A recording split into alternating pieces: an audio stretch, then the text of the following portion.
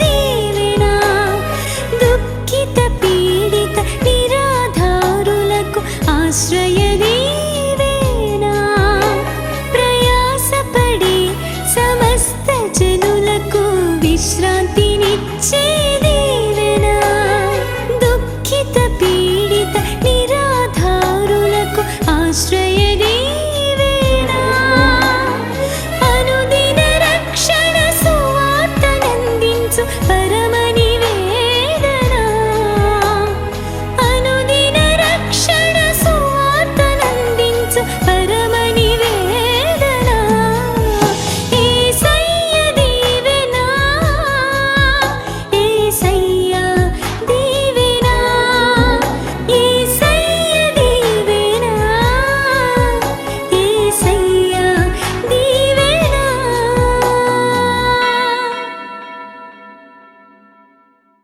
ఫిలిప్పును గురించి మనం ధ్యానం చేయటం ప్రారంభించాం. గడిచిన వారంలో అతని జీవితం నుండి 4 విషయాలు మనం ధ్యానం చేసాం. దేవునికి స్తోత్రం. ఫిలిప్పును దేవుడు ఎంత బలపరిచి ఎంత ఘనంగా వాడుకున్నాడో, ఫిలిప్పు ఎంత గొప్పగా దేవుని సందులో వాడబడ్డాడో మనం తెలుసుకున్నాం. అతని ఆరంభం ఏమిటి? ఒక విశ్వాసిగా తన జీవితాన్ని ప్రారంభించాడు. విశ్వాసిలో నుండి ఎక్కడికి వెళ్ళాడు? పరిచారకుల్లోకి వెళ్ళాడు. చెప్పండి, ఎక్కడికి వెళ్ళాడు?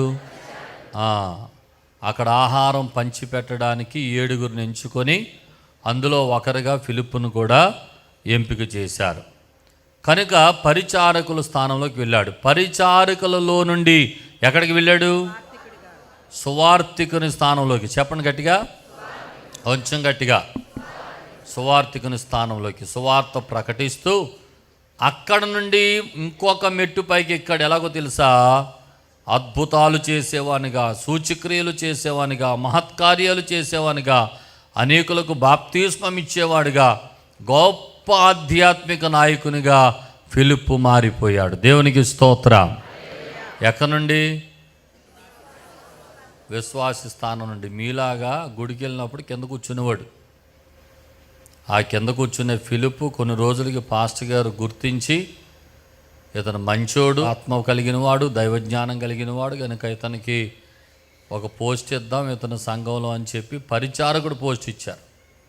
అక్కడ నమ్మకంగా పనిచేస్తా ఆత్మను రక్షించడం మొదలుపెట్టాడు. సువార్థికుడిగా మారిపోయాడు. సువార్థికునిలో నుండి దేవుడు అతని మంచితనాన్ని, అతనుకున్న పరిశుద్ధతను, అతనుకున్న గొప్ప ఆసక్తిని చూచి అద్భుతాలు చేసేవాడుగా, ఆశ్చర్యకార్యాలు చేసేవాడుగా దేవుడు అతన్ని మార్చివేశాడు. దేవునికి స్తోత్రం.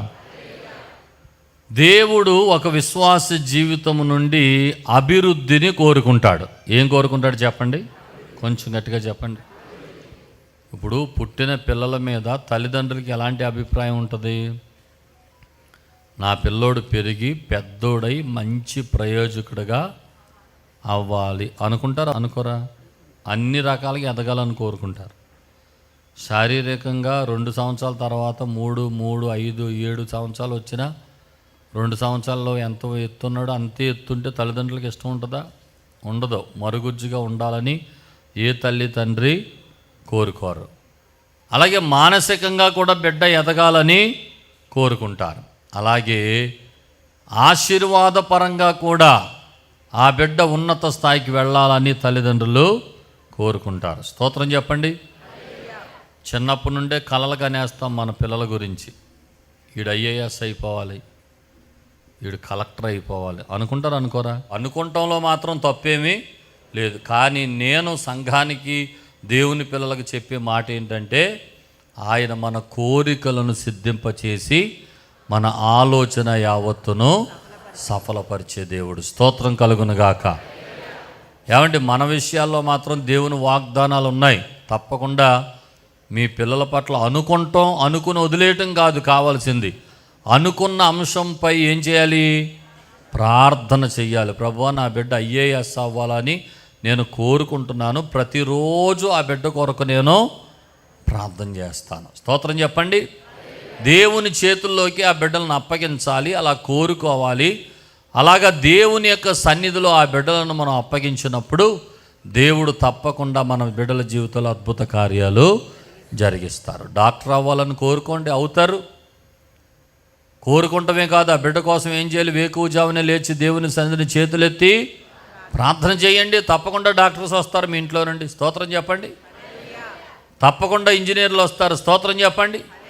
తప్పకుండా గొప్ప గొప్ప ఆఫీసర్లు వస్తారు. స్తోత్రం చెప్పండి. ఏం చేయాలి? బిడ్డల కోసం మనం ప్రార్థన చేయాలి. నిజమే, అభివృద్ధిని కోరుకుంటాం. నా పిల్లోడు ఎక్కడితో ఆగిపోకూడదు, ఇంకా పైకి ఎదగాలి, ఉద్యోగంలో ఈ స్థాయే కాదు ఇంకా ప్రమోషన్ రావాలి అని కోరుకుంటాం. అలాగే మన పరమ తండ్రి కూడా మన ఆధ్యాత్మిక జీవితాల పట్ల ఆయనకు కూడా కొన్ని కోరికలు ఉన్నాయి. వీడు 30 సంవత్సరాల క్రితం విశ్వాసిగా వచ్చాడు, చచ్చిపోయేటప్పుడు కూడా అది అత్యవసర భక్తితో విశ్వాసిగా చచ్చిపోవాలి అని మన పరమ తండ్రి ఎప్పుడూ అనుకోడు. విశ్వాసిలో నుండి పరిచారకుడిగా, పరిచారకుల నుండి సువార్థికుడిగా, సువార్థికుల నుండి అపోస్తుల పరిచర్య, స్వస్థతలు, అద్భుతాలు, సూచక్రియలు, మహత్కార్యాలు చేసేవాడిగా దేవుని కొరకు బలమైన సాధనాలుగా వాడబడాలని దేవుడు కోరుకుంటాడు. స్తోత్రం చెప్పండి, గట్టిగా చెప్పండి. అలాగే మన ఆధ్యాత్మిక జీవితాలు కూడా ఉండాలి. ఎప్పుడో 20 సంవత్సరాల క్రితం రక్షణ పొందానండి, ఇప్పుడు ఏంటండి మీ స్టేటస్ అని అంటే, అప్పుడులాగే ఇప్పుడు గుడికి వెళ్తున్నానండి, అప్పుడులాగే ఇప్పుడు పాటలు పాడుతున్నానండి, అప్పుడులాగే ఇప్పుడు కూడా వెనకాల కూర్చొని వాక్యం విని వచ్చేస్తున్నానండి. ఏం డెవలప్మెంట్స్ ఉన్నాయి నీ దగ్గర? పరమ తండ్రి సంతోషించి ఆధ్యాత్మికమైన అనుభవాలు ఏమైనా ఉన్నాయా? లేదండి, 30 సంవత్సరాల క్రితం రక్షణ పొందిన నేను సంఘంలో పరిచారకుడిగా మారి అక్కడ నుండి సంఘ సేవకుల దగ్గర నియమించబడి నేను సువార్థికుడిగా మార్చబడి సేవకుడిగా మార్చబడి అనేక ఆత్మలు సంపాదిస్తూ నా ఉద్యోగం చేసుకుంటూనే నశించుచున్న ఆత్మలకు సువార్త ప్రకటిస్తూ ఎన్ని బలమైన కార్యాలు చేస్తున్నానండి అన్న సాక్ష్యం నీ దగ్గర ఉందా? స్తోత్రం చెప్పండి. సేవ చేయాలని అంటే ఉద్యోగమే మానేయక్కర్లా, ఉద్యోగం చేస్తూ కూడా చెప్పండి. డిజిఎస్ దినకరన్ అయ్య గారు ఎన్ని ఆత్మలు రక్షించారు, ఎంతమందిని ఉద్యోగం చేశారు. చాలా కాలం ఆయన ఒక బ్యాంక్ ఉద్యోగ పనిచేస్తూ సేవ చేశాడు. స్తోత్రం చెప్పండి. ఒక బ్యాంక్ ఉద్యోగిగా పనిచేస్తూ ఇక సేవకి దీనికి పొత్తు కుదరట్లేదు, సేవ అధికమైపోయింది, ఇక ఉద్యోగానికి రాజీనామా చేసేద్దామని ఎప్పుడుకో రాజీనామా చేశారు. స్తోత్రం చెప్పండి. దేవుడు వాడుకోలేదా? ఉద్యోగం చేయండి, అదే సమయంలో ప్రభువా నీ పని కూడా నేను చేస్తానని సమర్పించుకోండి. స్తోత్రం చెప్పండి, గట్టిగా చెప్పండి. బెల్లంపల్లి షారోన్ అమ్మగారు కూడా ఆవిడ రైల్వే ఉద్యోగి. ఆవిడ ఉద్యోగం చేస్తూ ఆత్మల భారంతో సేవకు వచ్చింది. మొన్న ఈ మధ్య వరకు కూడా ఆవిడ ఉద్యోగం చేసి ఈ మధ్యలోనే పదవి విరమణ చేశారు. దేవునికి స్తోత్రం చెప్పండి, హల్లెలూయా. వాడుకుంటాడు దేవుడు. స్తోత్రం చెప్పండి. మీ ఉద్యోగంలో నుండి ప్రభు ఆత్మలు సంపాదించాలి, నేను కూడా ప్రభు కొరకు పని చేయాలి, నేను కూడా కష్టపడి చేయాలి, దేవుని కొరకు జీవించాలి అని తపన కలిగి నమ్మకంగా యథార్థంగా దేవుని సందులో దేవుని కొరకు కష్టపడాలి, జీవించాలి అని అనుకునే ప్రతి ఒక్కరిని దేవుడు ఆశీర్వదిస్తాడు. స్తోత్రం చెప్పండి, హల్లెలూయా, హల్లెలూయా. ఇప్పటికీ చాలామంది ఉన్నారండి ఉద్యోగాలు చేస్తూ సేవ చేసేవారు, డాక్టర్ చేస్తూ సేవ చేసేవాళ్ళు, ఇంజనీర్లుగా వారు ఉద్యోగాలు చేస్తూ సంఘాలు నడిపించేవారు. నాకు తెలుసు చాలామంది ఉన్నారు. స్తోత్రం చెప్పండి. మొన్న ఒక వ్యాపారవేత్తను కలిసాను నేను హైదరాబాద్లో. ఆయన ఒక బ్యాగ్స్, సూట్ కేసులు తయారు చేస్తాడు కంపెనీ.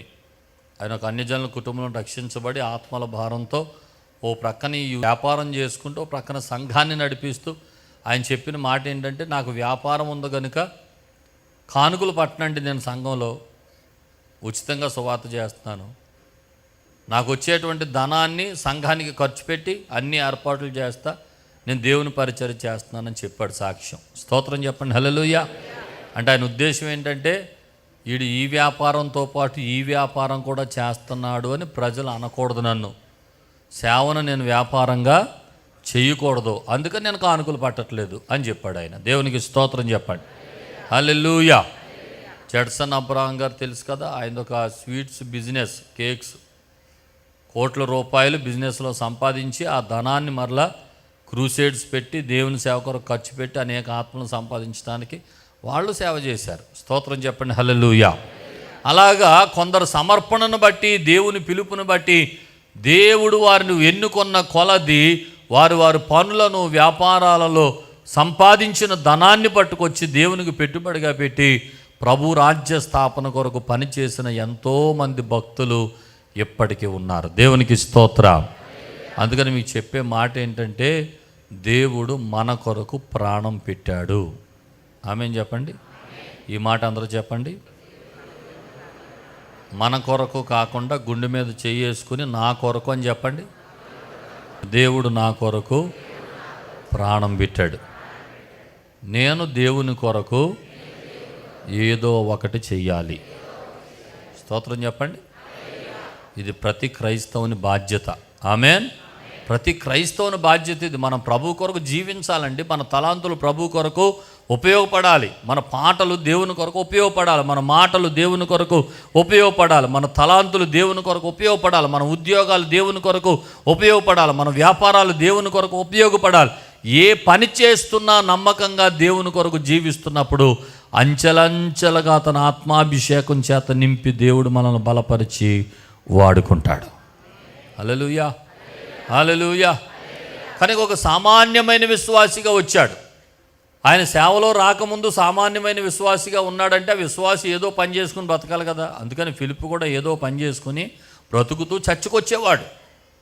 చర్చికి వస్తూ దేవుని వాక్యాన్ని వింటూ ప్రార్థన చేస్తూ పరిశుద్ధాత్మలో ఆనందిస్తూ దేవుని కార్యాలు చూస్తూ అతడు ఉట్టిగా కూర్చుండిపోలేదు. నేను కూడా నా కొరకు ప్రాణం పెట్టిన యేసు కొరకు ఏదో ఒకటి చెయ్యాలి అని ఆత్మ పొందినవాడిగా, ఆత్మజ్ఞానం పొందినవాడిగా, మంచి పేరు పొందినవాడిగా సంఘములో నిలబడినప్పుడు ఆ సంఘ నాయకులు గుర్తించి అతనికి ఒక బాధ్యతను అప్పగించారు.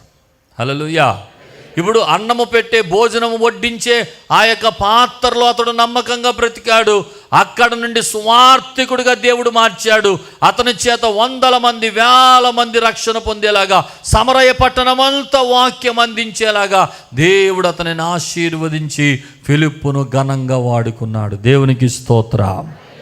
హల్లెలూయా. ఆత్మీయ జీవితంలో మనకు ఆశ ఉండాలి, కానీ దేవుడు మనల్ని వాడుకుంటాడు. ఆమేన్ చెప్పండి. ఏముండాలి? మనకి ఆశ ఉండాలి. నేను కూడా ప్రభు కొరకు ఏదో రీతిగా వాడబడాలి అనే ఆశ మనకు ఉండాలి. నా సాక్ష్యాన్ని 10 మందితో నేను చెప్పాలి, పంచుకోవాలి అనే ఆశ ఉంటే దేవుడు నిన్ను గొప్ప సాక్షిగా నిలబెడతాడు. ఆమేన్. నేను కూడా దేవుని వాక్యాన్ని విరివిగా పంచాలి, అనేకుల మధ్య నిలబడాలి, వాడబడాలి అన్న ఆశ నీకుంటే దేవుడు ఖచ్చితంగా నిన్ను వాడుకుంటాడు. హల్లెలూయా, హల్లెలూయా, హల్లెలూయా. ఈ ఫిలిప్పు ఈ రీతిగా వాడబడడానికి గల కారణాలు ఏంటో మనము పోయిన వారం 4 విషయాలు ధ్యానం చేశాం. మొదటి మాట ఏంటో చెప్పండి. నమ్మకమైన పనివాడు. చెప్పండి మాట. చక్కటి పనితనం అతనిలో ఉంది కనుక దేవుడు వాడుకున్నాడు. ఆమెను చెప్పండి. రెండవది ఆత్మతో నిండుకొనినవాడు. గట్టిగా చెప్పండి మాట. మూడవ మాట జ్ఞానముతో నిండుకొనినవాడు. చెప్పండి. మూడో మాట చెప్పండి.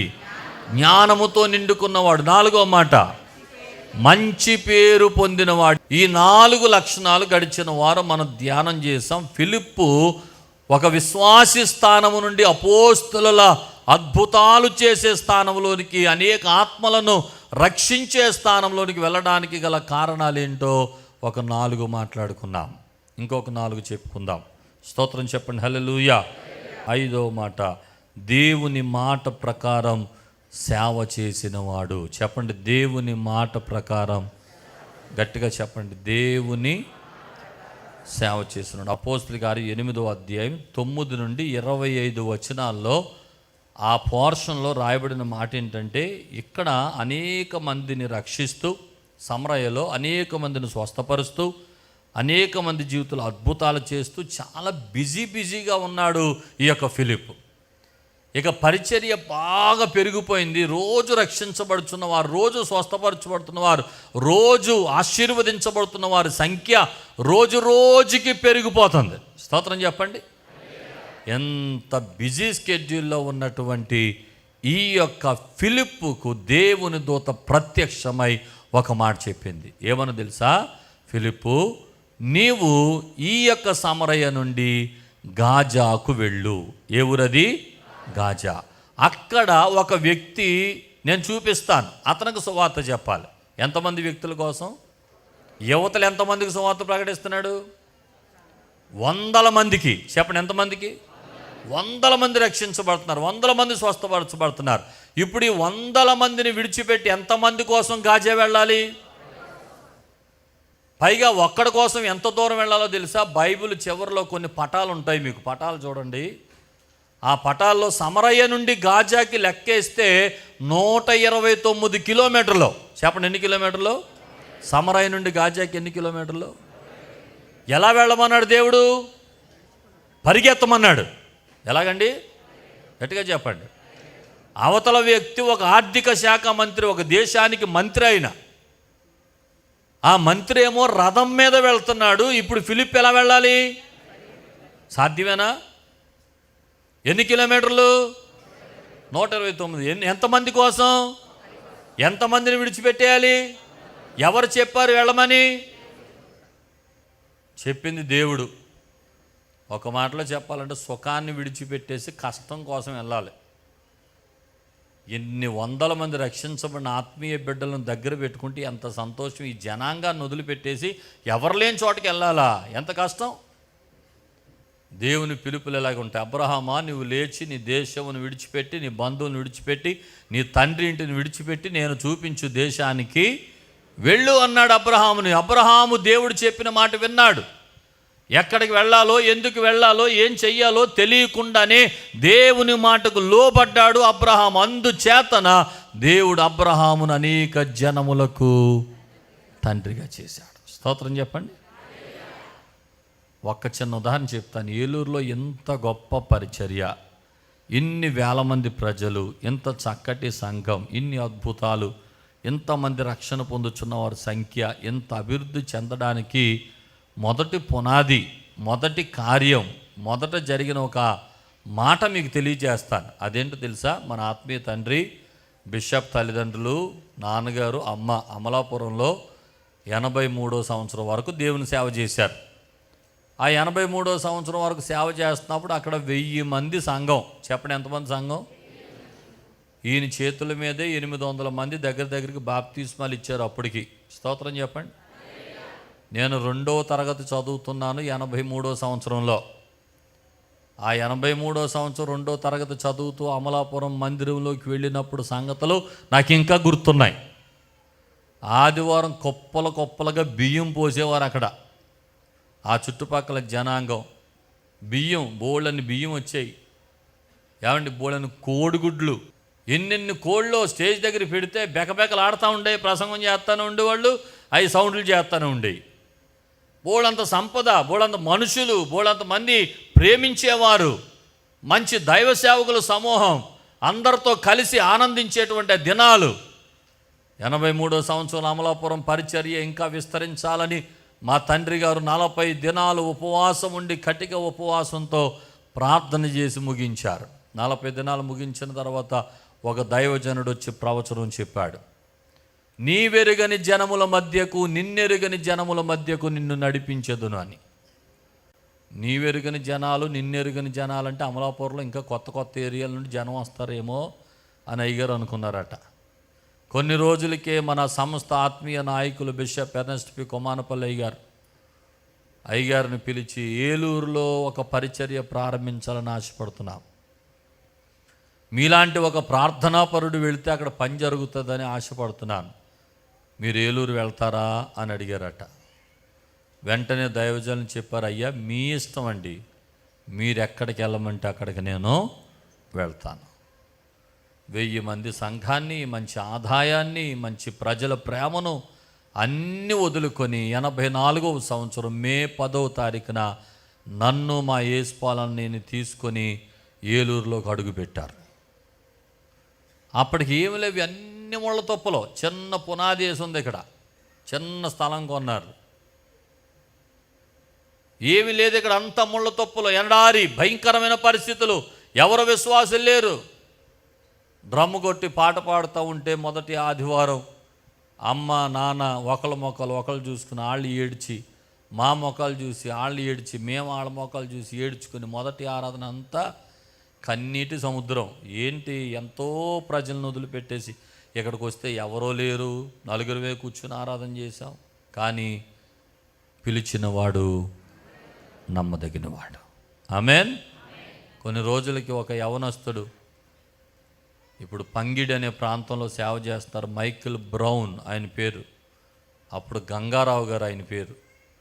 ఆయనలా కాలేజీలో హాస్టల్లో ఉంటూ చదువుకుంటూ ఇటు వెళుతూ డ్రమ్ము శబ్దం వినపడిందని ఆయన లోపలికి వచ్చారు. ఎవరు బాబు అని అంటే, ఏదో ప్రార్థన పడుతున్నాను వచ్చానండి అని. రామ్మ రండి అని అయ్యగారు పిలిచి కూర్చోబెట్టి, ప్రతి ఆదివారం ఇక్కడ జరుగుతుంది, ఇంకా మీతో పాటు మీ స్నేహితులను తీసుకురండి అంటే ఆయన వాళ్ళ ఫ్రెండ్స్ని తీసుకొచ్చి అలాగా యవనస్తులతో ప్రారంభించబడింది ఈ పరిచర్య. దేవునికి స్తోత్ర.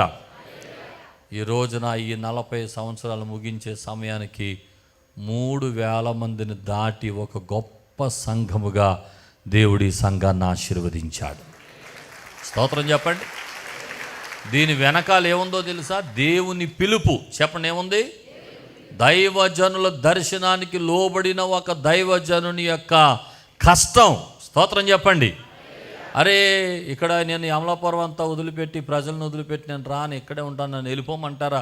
నన్ను ప్రేమించేవాళ్ళు నాకు ఉన్నారని సపరేట్ సంఘం ఎట్టేస్తే అక్కడ ఆ రోజు కానికి ఆ రోజు పప్పం గడిచిపోయేది. కానీ అలా కాకుండా దైవజనుని దేవుడు ప్రేరేపించాడు. అంత మాత్రమే కదా, 40 దినాలు ముగించిన తర్వాత ఒక ప్రవక్త వచ్చి ప్రవచనాన్ని ప్రవచించారు. నిన్నెరుగని జనముల మధ్యకు, నీవెరుగని జనముల మధ్యకు నేను నడిపిస్తానని చెప్పారు. కాబట్టి దేవుడు కూడా మాట్లాడాడు కనుక ఆయన మాట ప్రకారం, ఆయన చిత్త ప్రకారం నేను చేయాలి. ఎవ్వరూ లేకుండా కొన్ని సంవత్సరాలు ఏడ్చి ఏడ్చి కన్నీటి ప్రవాహంతో సేవను ప్రారంభించారు. ఆ సేవకు ఫలితం, ఆ రోజున కష్టానికి ఫలితం, ఈ రోజున దేవుడు వారితో పాటు వారి బిడ్డలమైన మమ్మల్ని కూడా బహుగా ఆశీర్వదించాడు. స్తోత్రం కలుగును గాక. అందుచేత దేవుడు చెప్పింది చేస్తే దేవుడు ఎప్పుడు కూడా మనల్ని విడిచిపెట్టడు. అనండి మాట, దేవుడు మనల్ని ఎప్పుడు, కొందరి పట్ల దేవుని ప్రణాళికలు ఉంటాయి, కొందరి పట్ల దేవుని చిత్తం జరుగుతూ ఉంటుంది, కొందరిని దేవుడు ప్రేరేపిస్తూ ఉంటాడు. నా సేవ చేయి, నా కొరకు సాక్షిగా బ్రతుకు, నా కొరకు జీవించు, ఇదిగో నశించిపోతున్న ఆత్మల కొరకు ప్రయాసపడు అని దేవుడు హృదయాల్లో ప్రేరణ కలిగిస్తూ ఉంటాడు. కానీ భయం కొంతమందికి భయం. ఇదేంటి ఇలాగ అనిపిస్తుంది నాకు, ఇది దేవుడు ప్రేరేపించే ప్రేరేపణనా లేకపోతే నాకు నేను అనుకుంటున్నానా, వద్దులే నాకెందుకు సేవ అని ఆగిపోయేవాళ్ళు చాలామంది ఉంటారు. ఏమంటే, సువార్త ప్రకటించమని దేవుడు నిన్ను పలు పర్యాయాలు దైవజనుల ద్వారా వేదిక మీద నిలబడి అనేక మంది ప్రసంగికుల ద్వారా ప్రభువునితో మాట్లాడి నీకు తెలియచేస్తూ ఉంటాడు. కానీ ఏం చేస్తావు? నొక్కేసుకుంటూ ఉంటావు. ఇది నాకు కాదు, ఇది నా కోసం కాదు అని అనుకుంటూ ఉంటావు. అయ్యో, సువార్త ప్రకటించని ఎడల నాకు శ్రమ. విశ్వాసులుగా ఉండిపోకూడదు. విశ్వాసులు నెక్స్ట్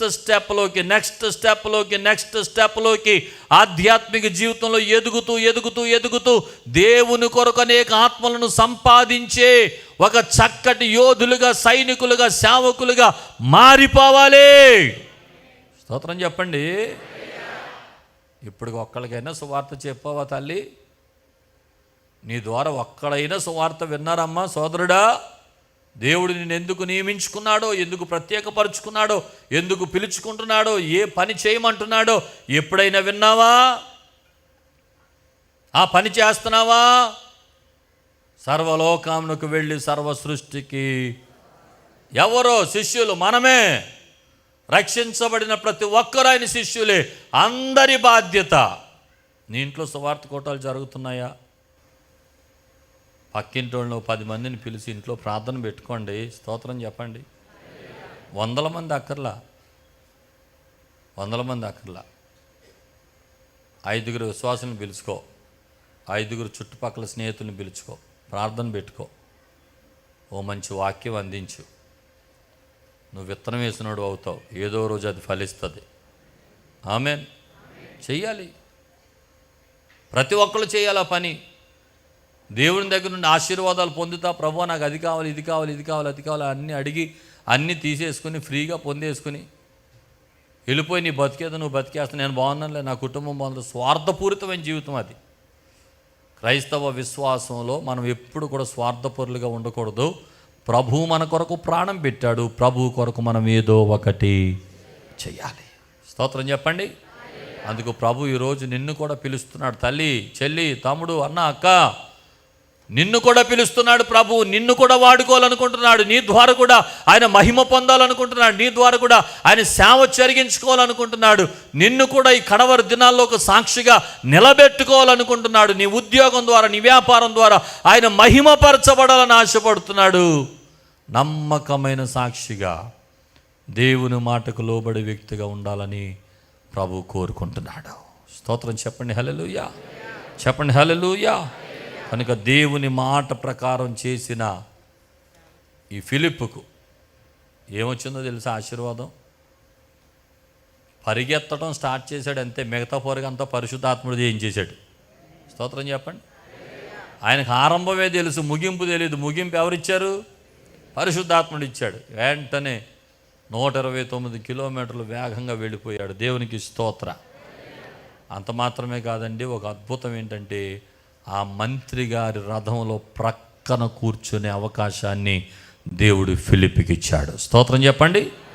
సువార్త చేసేవాళ్ళు పరిస్థితులు ఎలాగుంటాయంటే, కొన్నిసార్లు దేవుడు నడిపిస్తాడు, కొన్నిసార్లు దేవుడు రథం మీద కూర్చోబెడతాడు. స్తోత్రం చెప్పండి.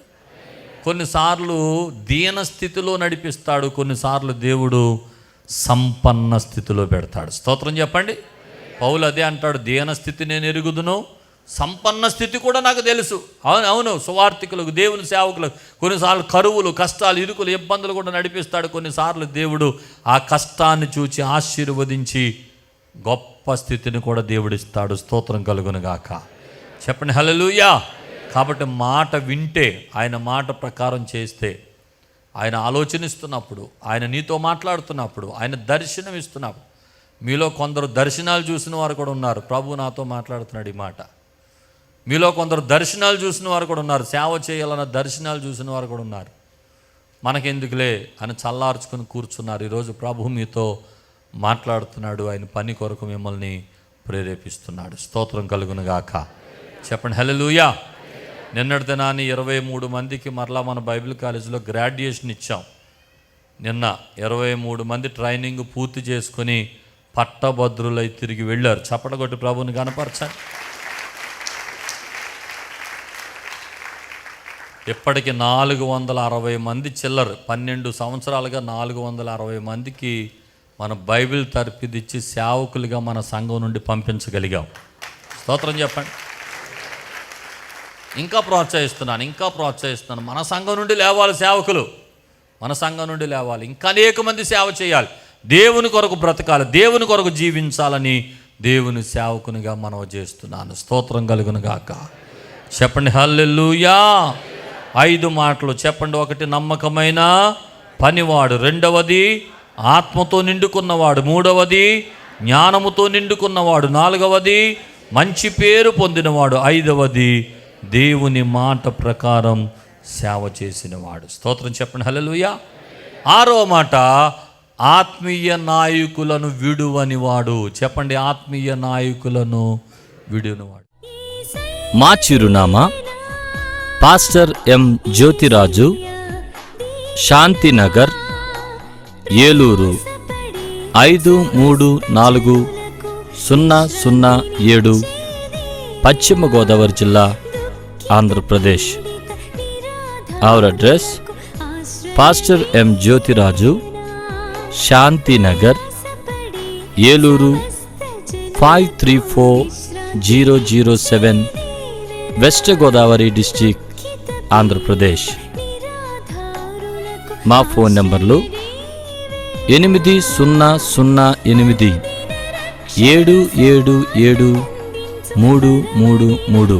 మరియు 800877774444.